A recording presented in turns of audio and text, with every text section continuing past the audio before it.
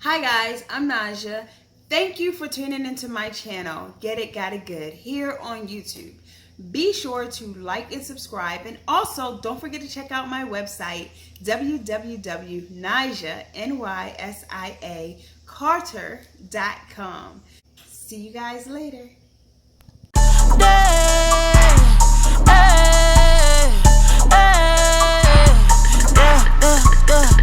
Okay, yeah, good day, yeah, ice on snowflakes, yeah, smile on Colgate, yeah, I'm propane, don't try to put me in no lane, cash out jumping in both lanes, I ain't gotta tell nobody no names, got go house.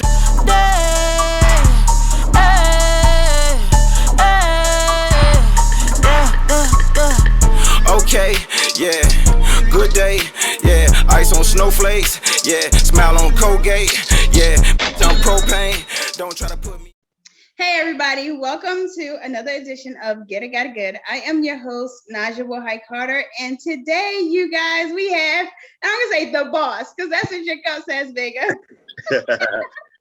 So we have Vega Don. Say hi, man. What's good? What's good? How everybody doing? How y'all doing? What's good? We in the So building. you guys, of course, before we get rolling, because I will forget later, I have to thank my networks, WBGR, Total Entertainment Radio, DMR, and Power 904, you guys. And of course, my sponsors, Favorite One Man Sharpens Another, DSYO, Dance Solutions, and Maryland Prep Academy. Nothing but love for you guys. Yo, shout out to check sponsors. it out. What is this, Vega? Yo. First, shout out to the sponsors. But you know what I'm saying? I know how important role they play. You know what I'm saying? But yeah, that's the Vega Don Apparel. You know what I'm saying? You rocking the first generation of the Vega Don Apparel. You follow me? You got it good. Indeed. So time for the next. No, okay, so you didn't start with a line. How did you actually get into the industry and then the clothes and then Ooh, you asking a deep question. How to get in the industry? Actually, my family has been in radio for a long time in Richmond, VA. My uncle, my great uncle, actually, my grandmother's brother. He was a radio personality for Magic 99, WANT back then in the day, what it was called back in Richmond, VA. And I would always, bug him, yo, take me to the radio station, take me to the radio station. And he'll take me, introduce me to some of the promoters and stuff like that. And my grandmother, she would have like cookouts. And not knowing that some of these promoters that brought well-known people through like Dougie Fresh and Run DMC and everybody will be in my grandmother's house. You follow what I'm saying? So I'm there, I'm just chilling in the backyard, in the cookout and stuff like that. But it grew into a fascination because my uncle kept me in the loop of things. He didn't give me, anything for free. I had to work for it. You follow what I'm saying? And to this day, when I post stuff up, he was like, yo, that's my nephew. Yo, this, that. I see him posting his little stuff and liking my pages and my posts and stuff like that, because it feels good, because he knows that I learned it from him. He taught me very well that nothing comes easy. Just because he was in the industry and had these connections didn't mean it was going to come easy for me. I had to work for it. And that's what a lot of people don't understand. No matter who you got in this industry, you still got to work for it and build your own name and your own brand. Right. You got to put in that time. Exactly. You got to put in that work. You know what I'm saying? Pay them dues is what we call it. Yeah. So what does that look like in building those ties and building your brand? Because a lot of people want to get in the industry, but they say, where do I start? How do I meet these people? Like, what would you suggest? I would suggest, not everything is a gimmick in this industry. You gotta really do your research. You very well can't do a show and get mad at the promoters because they're trying to get their money. You know what I'm saying? You gotta really do your research on who's gonna be at the show. What are you going to gain out of it? What are you going to benefit out of it? You follow what I'm saying? That's what you have to do. I've seen so many times where artists is like, yo, I'm not going to do this, or I'm not going to pay to do this because, I'm not getting anything from it. That if you're not getting anything from it, that means you failed on your part. You follow what I'm Right. saying? The promoter did his job by presenting something to you, a package. He gift wrapped it, he put a red bow on that joker, and he fed it to you. And you felt on your part to see what you was going to get in the end. So that's what I say. Definitely do your research and check into who you're dealing with when it comes to these events. Make sure you're getting something out of it. Make sure it's a payout, whether it's cash, whether it's marketing, whether it's studio time, whatever's going to add to what you already started.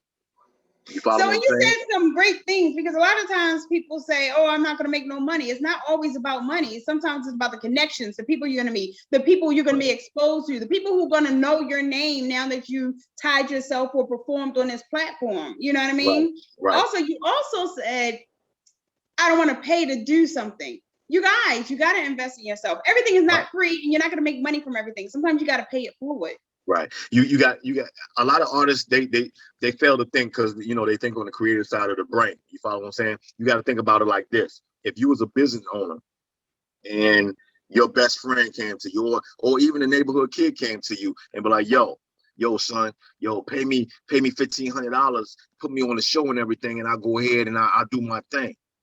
All right, you pay them $1,500, they bring 4 people through the door. What type of business investment was that for you? How did you come out on top? By paying an artist $1,500, he brought 4 people through the door. Now you asked out on your situation.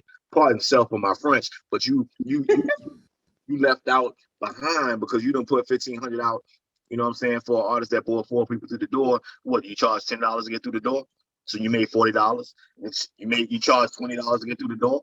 You ain't even make that because you're negative, because you already done paid out. Exactly. You done paid out, so you in the negative right now. So that's the way you gotta look at it.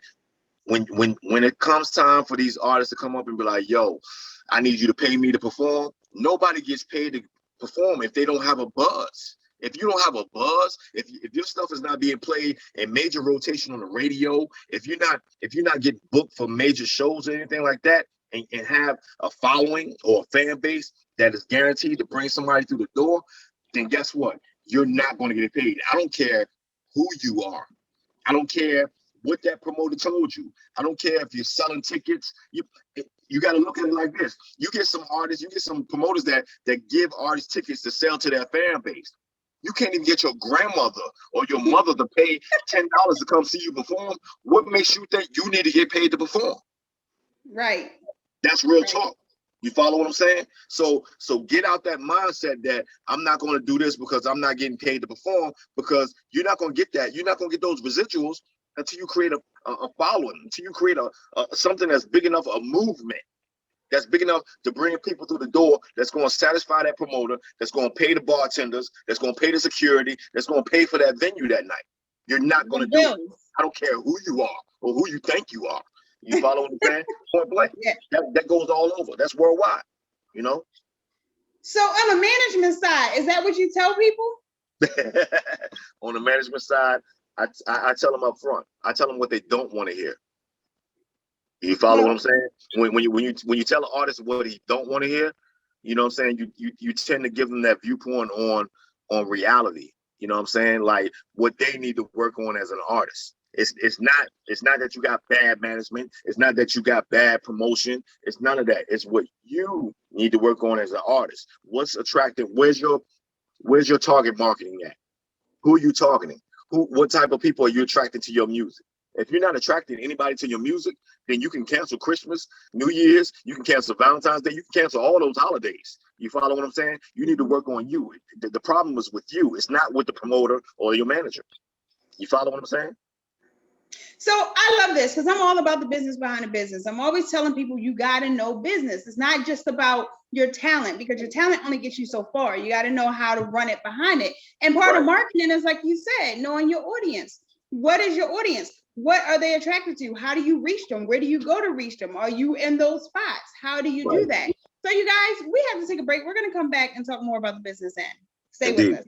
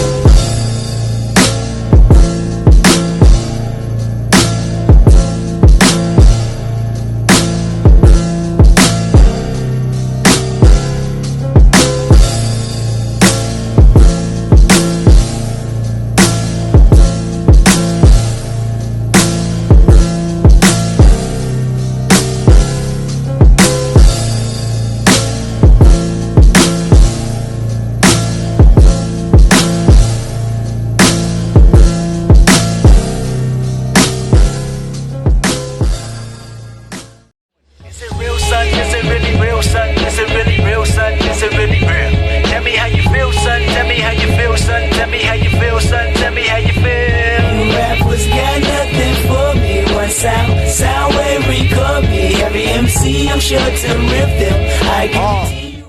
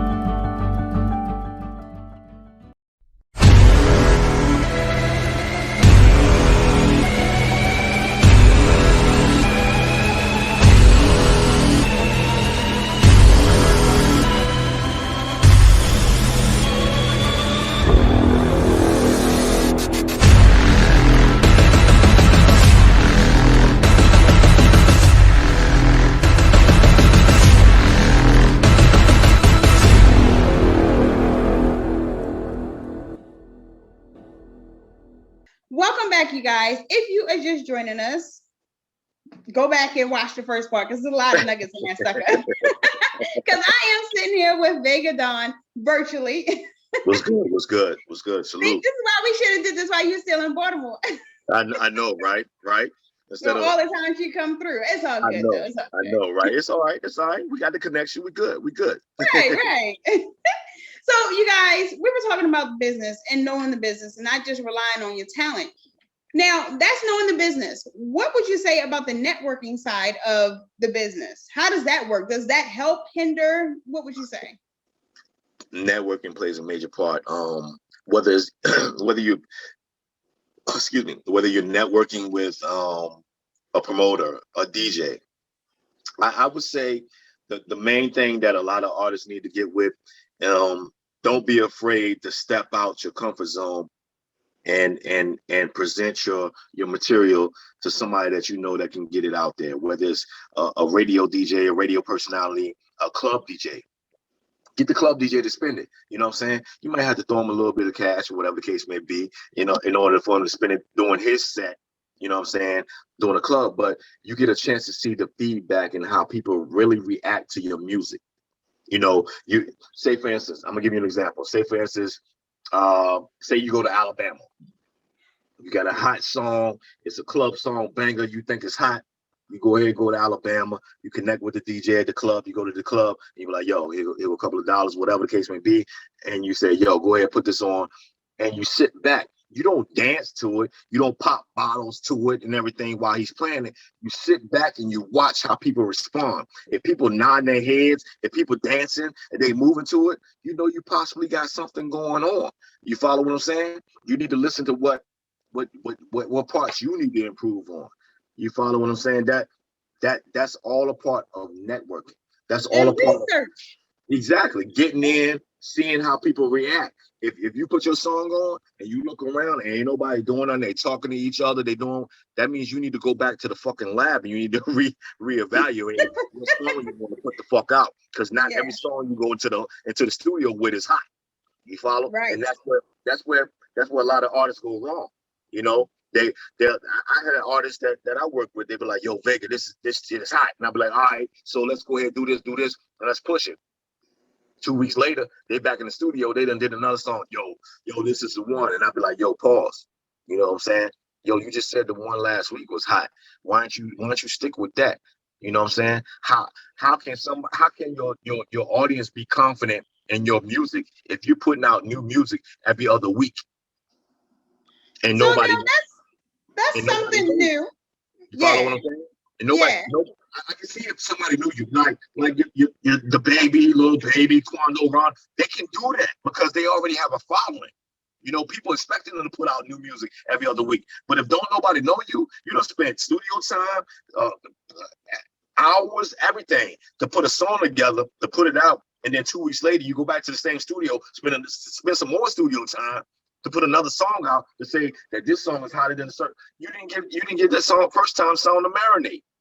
Who does that? Yeah. That's insanity. So that's insanity. a good way to look at it. Right. That's Yeah. insanity. You if you that means you wasn't confident in the first song that you put out, and what you said about that first song that you put out was, yo, this is the hot joints. They're gonna look at you like, yo, that was bullshit, because now you're saying this second song you put out is hot joint, is the hot joints.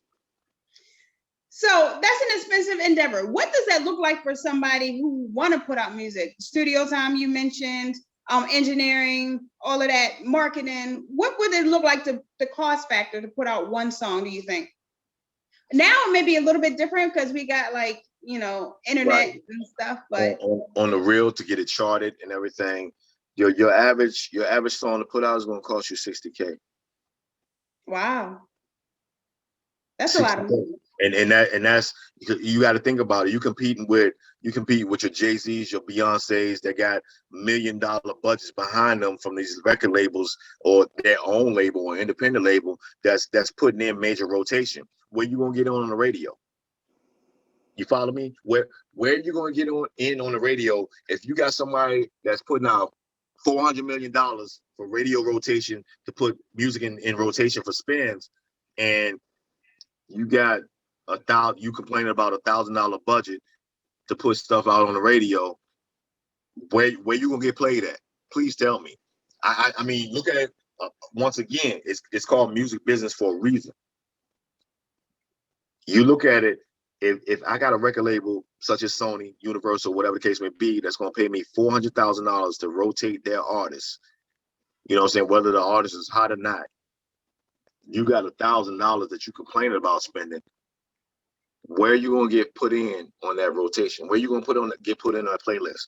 What program director at any radio station gonna put you in on a playlist? You got $1,000 and they get 400,000. Well, they get you're not. You're not. No, they ain't happening. That's not something. Exactly. So that's why when I talk to artists, they tell me, yo, this the hottest shit. All right, nigga, you can be the hottest thing smoking. You know what I'm saying? But if you ain't got that budget behind you, you just smoking. You ain't hot. So what would you suggest? And they have to get that underground momentum and that hype and buzz for people to then. They got to create that. They got to create that fan base. They got to create that buzz.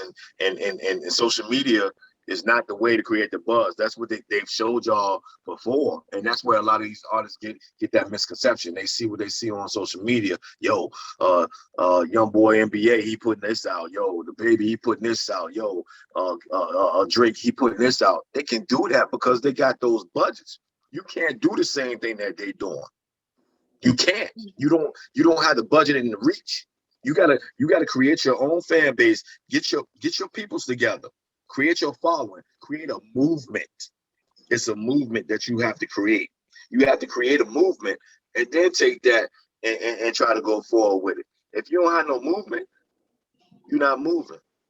So if you think of like Bad Boy or No Limit or Wu-Tang, you know what I mean? All movements type of situations, right? It was all those situations were movements. They created a lane for themselves and made a movement. A lot of these artists nowadays, they want to hop on somebody else's movement or somebody else's lane and think it's going to work for them. What worked for that person not going to work for you. You got to find your own creativity. Stop being like the next cat. You follow what I'm saying? Start your own movement. That's where it lies. I'm not going to go out here and you sound. I'd be damned if the next nigga comes to me and be like, he sound like, I don't know. You name me an artist nowadays. Anybody. I'd be darned if I'm gonna put you up. What label or who's gonna invest money in you and you sound like the guy that's already on the radio already? Yeah. How far am I gonna get as an investor? If I say, yo, man, I'm gonna give you $80,000. You follow what I'm saying? Yo, do your thing with that 80 G's. And you sound like the next nigga that I hear on the radio, how am I going to be guaranteed to get my money back as an investor?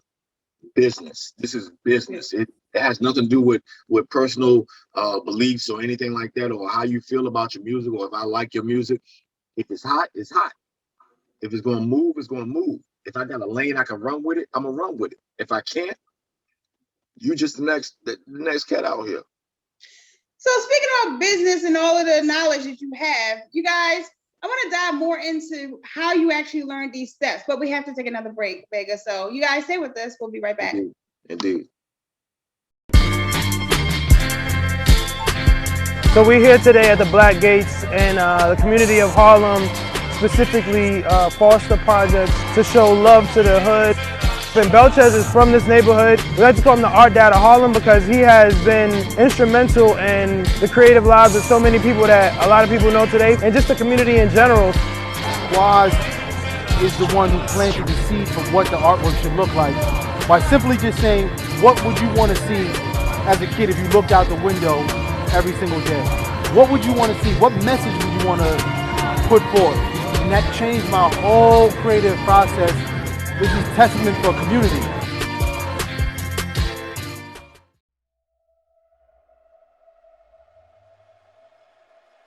I don't think people will ever be able to grasp what New York was unless they were there. To walk down the ER and see stretchers in the hallways, and you don't know if patients are alive or dead. It took a couple of weeks to realize how people presented. What you found out is that you can predict who's going to die. And I'm not talking about just nurses, I'm talking doctors, I'm talking environmental staff, case managers, social workers, people out because they're sick with this. So my fear was, am I next? A lot of those nurses will die from this because they do not have the appropriate equipment. And then came wow, we were the most trusted profession. We thought we were the most loved as well. For Black people, two pandemics collided. On May 25th, 2020, when Minneapolis police officer Derek Chauvin killed George Floyd. All of this stuff has been going on for decades. The only difference is that it's being filmed. It is very difficult to deal with the pandemic and the Black Lives Matter movement. Ahmaud Arbery, Breonna Taylor, George Floyd. We've all had to face the difficulties that led up to this movement. People do not realize how mentally and physically exhausting the profession is. Mental health for me right now is hidden behind a smile and a happy face. I'm quick to tell people, oh, you need to go see somebody. You know, they got medication for that. And meanwhile, I'm sitting here suffering in silence.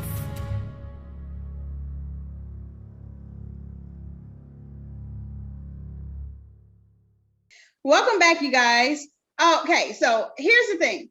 A lot of people go through high school, maybe. Let's say they get the high school diploma, right. And then they stop. They just quit learning. They don't invest more into their mind. With this industry, however, you have to learn some things. What are some of the steps people, places, universities, like how do people learn some of this stuff? Google, internet, like what? No, I can't say that. I'm gonna be one. You know, degrees are all well, fine and dandy when it comes to this music industry, but the most knowledge is gained through experience, trials and tribulations, failures, successes. What works for you? What worked for Puff Daddy may not work for somebody else. You follow what I'm saying? You gotta find your niche. You know what I'm saying? It's no education that's going to be out here to teach you. You can go and learn business law, intellectual property law. But speaking of that, that's what I'm in school for, intellectual property law. You know what I'm saying? Entertainment. But I'm trying to become an entertainment lawyer. But you can go and do all that stuff, but it comes from experience. I've spoken to a lot of the great entertainment lawyers in the business, and it was like, yo, Vega, I think you did a little bit backwards because most of them, they started off going to school and then they try to get into the entertainment industry by building clientele.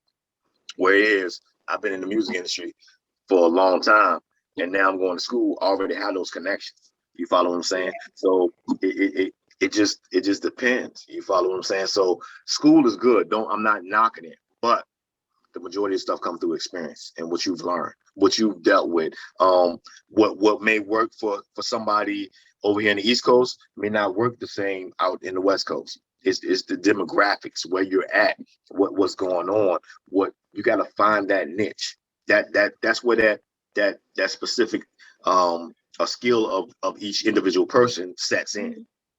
You know, like I said, what works for one person may not work for another person. So you just got to find where you fit in. And some people, like we were talking last time about being here in my area in Baltimore, and how some people may be able to hit the ground running and build that momentum, and other people feel like they got to move. And it just depends on the individual, what you're doing, what you got, how you're doing it. So to each his own is different. Now you're doing a lot of things. You're in school too. Right. Yes, I am. What are all of the things on your plate? Because I mean, I'm tired just thinking about it. Right. Well, I just with me, I try to stay busy. Try to keep a lot of sources of income in, so forth like that. But I learned from Mook. Mook is like my mentor. Mook, if those that don't know, if you watch the Wu-Tang Hulu series, Mook, he drove the bus for Staten Island the whole time that he managed the Wu-Tang Clan, and Mook is Riz's cousin. So I learned from him. So, I'm a chief engineer during the day. You know what I'm saying? I run a whole department of, I got 7 people up underneath me. I go to school, doing business administration, getting my my bachelor's degree in that to move forward to go to law school. As well as I run Vega Don Apparel, oversee as far as the executive vice president for distribution for, PYN, Wu-Tang Management, liaison for the Wu World radio station, executive liaison for the Wu World DJ Coalition, so forth like that. So it's yeah, I stay busy. You see my face, right? Yeah, I see your face. Plus I'm a dad. Plus I'm a father. So you know what I'm saying. And a hubby. Yeah. And a new hubby. Congrats. Yes, thank you. Actually, my youngest daughter is with me right now. She in the other room chilling. But yeah, you just gotta get into where you fit in. You know what I'm saying? Whatever works for you. It depends on you. You know what I'm saying? People be like, yo, I'm tired. I'm this. I don't get tired of making money. I don't get tired of making a brand. You follow what I'm saying? If tired don't exist right now. I'll be tired when I die. You follow what I'm saying? I'll get my food when I die. You know what I'm saying? That's what I tell people all the time. See, you can say that again. I'll get my rest when I leave the physical. But for right now, I got 24 hours in a day. I'm gonna make the most of them. You know what I'm saying? Because you're driven. I think when you know where you want to go, it's easier to make the most of all your 24 hours, because we all get the same amount of time. It's just a matter of what we choose to do with those 24 hours. Right. And when you're driven, you just stay focused and you grind. It's a difference. Right. And I had to reiterate, because a lot of people are like, well, you ain't got kids to care about. I got 7. I got 7 kids. Age 28 on down to 17. So I've been through it. So please don't tell me. Don't use that as an excuse. Right. Right. Use it as your motivator. Exactly. That's my motivation. All of them my motivation. You follow what I'm saying? It's good to see them grow and see what the individuality that they blossom into, their own lane. You follow me? So Vega, what do you say to the people who say, this is what I want to do, this is how I want to make money, and don't want to work? This should be good.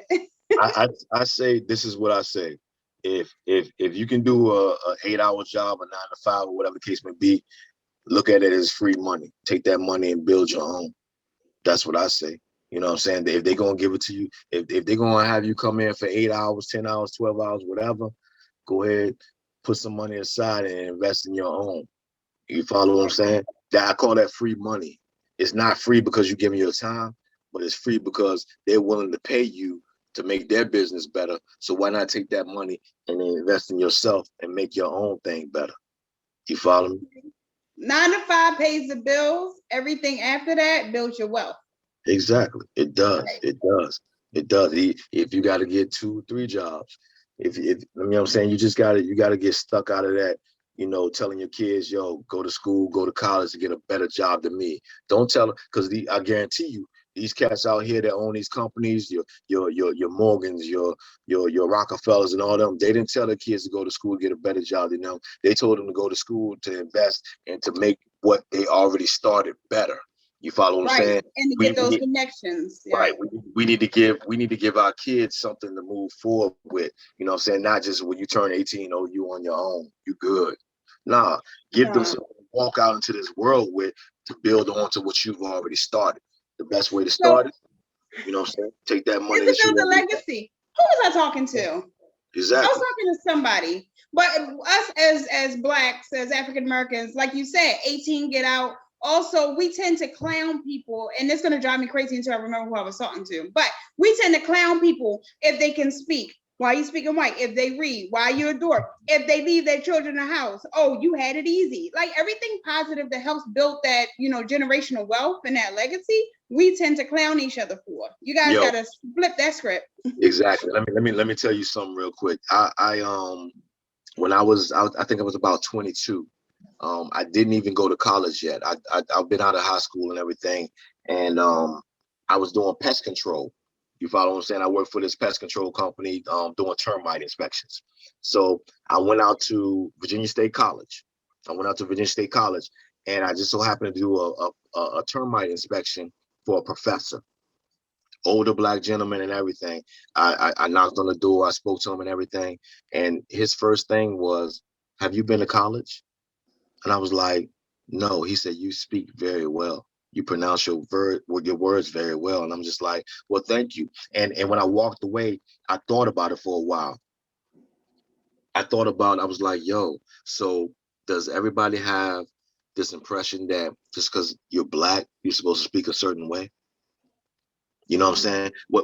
Who's to say that I can't speak to an elderly person properly? Do I have to do the yos and the this and that and yada yada yada, whatever you do?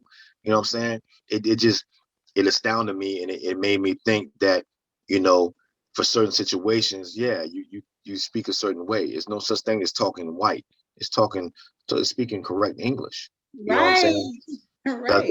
That's what it's called to me. If I'm sitting at a table with a bunch of lawyers and some businessmen that got $1 million that's ready to invest in me, you think I'm gonna come with the yos and this and that? Yo, son, what's good, done? Yo, what the dilly, yo? You think I'm gonna come with that? No, I'm not, because that shit ain't gonna get that money in my pocket. I was about to say, you could do it if you want to, but you're gonna wind up right. And it's not switching up. It's not acting white. Is speaking to the people that you're speaking to, what you're trying to get accomplished. If you on a block, yeah, you trying to talk to your boys on the block, yeah, go ahead, speak the woo, whatever. You know what I'm saying? But if you sit at the table with $1 million deal on the table, who the fuck gonna give you some fucking money if you sit up there speaking that bullshit? That's real. That's real. You gotta act like shocks. You gotta act like shocks. The shocks to a car. You gotta adjust to the bumps in the road. You gotta put what's out there to fit the situation, and that's all I'm gonna say. Right. See, so this is a lot of knowledge. I always have fun talking to you. And by the way, my husband said hi. He's trying to stay out the way. Tell him I said, "What's up? What's up?" Yes, indeed. So, Vega, how do people follow support, buy, all of the things? What's the easiest, best way? The easiest, best way. Well, I got some new stuff coming out on Vega Don Apparel. So check out www.vegadonapparel.com, the website. You check out the latest stuff, the exclusive stuff, as well as, just hit me up on Facebook. You know what I'm saying? Hit me up on Instagram, Vega Don official, #2 on Instagram, Vega Don on Facebook and stuff like that. So, like I tell people all the time, I'm like a bag full of dirt. It ain't hard to find. You know what I mean? Right. Google me. Google Vega Don. You'll see who it is. You know what I mean? Yeah, right. It'll come up. Trust. Indeed. So you guys, as always, thank you for tuning in today. You can find, follow, like, subscribe me across all social media platforms at Get It Got It Good G3, or me personally at Nasia NYSIA, Will Height WILHITE, or Carter. I hope you can spell that way. But thank you for spending this time with me today, Vega. I know it's been a long day. Indeed. Thank you for having me. Anytime you need me, if I got something new coming out, definitely I'm gonna hit you up and we're gonna connect. We need to connect anyway. We need to connect anyway. I know on several things. I told, I said I got some things in mind that I want to connect with you on. So definitely. Yeah, most definitely. I told Monty we running away from the kids and we come in your area. I'll let you know. Yo, you be safe. Stay out of trouble, and stay healthy. Definitely stay healthy. Eat healthy. Right. All day.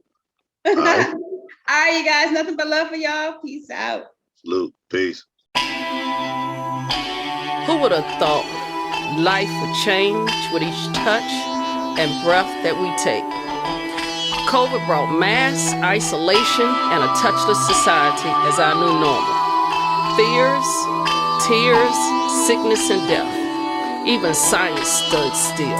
When the world was in trouble, who was there, showed up every day, and really cared, who really had the heart to put the people first. 2020, year of the nurse. When the world was in trouble, who was there, showed up every day, and really cared, who really had the heart to put the people first. 2020, year of the nurse. The worst pandemic ever in history. So much pain, tears, a lot of misery. 2020, year of the nurse. The documentary documenting the worst. For every nurse, the struggle that you've been through, you beat the odds, forever will continue to have faith and never lose hope. Overnight shifts tied but they cope. They God chosen, they fix what's broke. Caring for patients, that's all they know. They pushing fear aside, focus on the bigger picture, leaving no one behind, that's why I'm with you. The sacrifice is so evident. Nurses will always be relevant. True angels that I haven't sent. How about a nurse run for president? The world was in trouble, who was there? Showed up every day and really cared, who really had the heart to put the people first. 2020, year of the nurse. When the world was in trouble, who was there, showed up every day and really cared, who really had the heart to put the people first. 2020, year of the nurse. Salute every nurse. Some survived, some died. COVID-19 took us all by surprise. While we fighting through it, Yale, Black Lives Matter. Check on your friends, mental health, it matters. Those gone but never forgotten. Stay strong, forever we got them. When you a nurse, it's like you sign an oath. To save lives, we will always owe you appreciation and gratitude. Without you, what would we do? The world was in shambles. You showed up, took a gamble. Commitment was your first choice. For every nurse, I'ma be the voice to let them know that above all, you a blessing and we love y'all. The world was in trouble, who was there? Showed up every day and really cared, who really had the heart to put the people first. 2020, year of the nurse. When the world was in trouble, who was there? Showed up every day and really cared, who really had the heart to put the people first. 2020, year of the nurse. I know it's been tough, but only God knows. Keep fighting. Keep believing, we are one. My heroes, 2020, year of the nurse.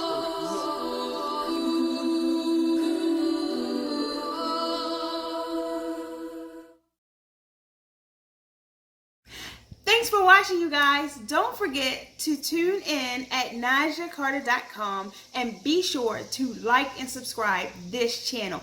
Get It Got It Good. See you guys next time.